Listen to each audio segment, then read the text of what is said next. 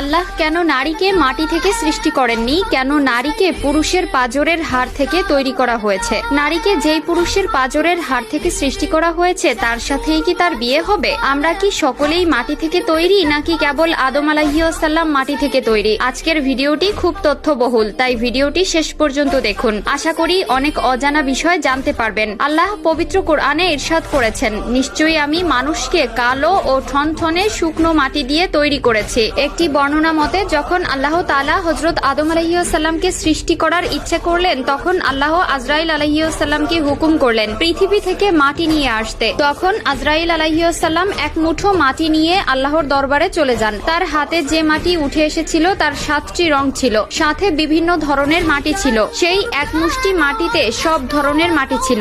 এরপর আদম আলাইহিস সালামকে সৃষ্টি করার পরে তার পাঁজরের হাড় থেকে এক মহিলাকে সৃষ্টি করেন, যিনি হলেন বিবি হাওয়া আলাইহিস সালাম। বিবি হাওয়া দুনিয়াতে আগমনকারী প্রথম নারী ছিলেন। হযরত আবু হুরায়রা রাদিয়াল্লাহু তাআলা আনহু হতে বর্ণিত, মহানবী সাল্লাল্লাহু আলাইহি ওয়াসাল্লাম বলেছেন, যে ব্যক্তি আল্লাহ ও আখিরাতের প্রতি বিশ্বাস রাখে সে যেন তার প্রতিবেশীকে কষ্ট না দেয় এবং নারীর সাথে সৎ ব্যবহার করে। নারীদের সাথে তোমরা খারাপ আচরণ করো না, কেননা নারীদেরকে পুরুষের পাঁজরের বাঁকা হাড় থেকে সৃষ্টি করা হয়েছে। পাঁজরের সবচেয়ে বাঁকা হাড় হচ্ছে উপরের অংশ।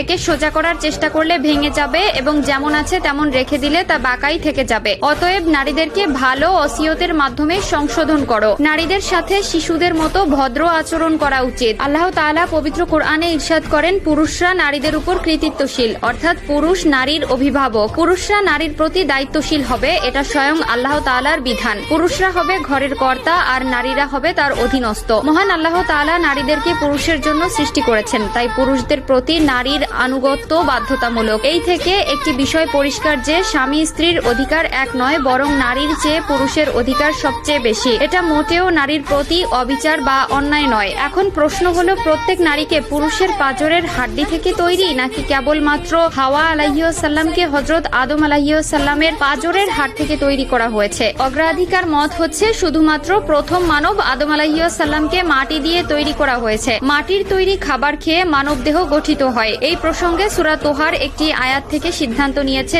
যে মানুষকে সৃষ্টি করা হয়েছে মাটি থেকে। আল্লাহ তাআলা পুরুষকে তার প্রতি ইঙ্গিত দেন। আল্লাহ ইরশাদ করেন, আমি নারীদেরকে কাদা মাটি দিয়ে সৃষ্টি করিনি। নারী সৃষ্টি হয়েছে পুরুষেরই অংশ থেকে, যাতে নারীরা তার প্রতি অনুগত থাকে, পর্দা করে এবং পবিত্রতা বজায় রাখে। নারীর পবিত্রতা কতটুকু জানেন? আল্লাহর ফেরেশতারাও জানে না নারীকে কোন উপাদান দিয়ে তৈরি করা হয়েছে, আর সেই পবিত্রতা আজ অনায়াসে বিলিয়ে দিচ্ছে। নাউজুবিল্লাহ।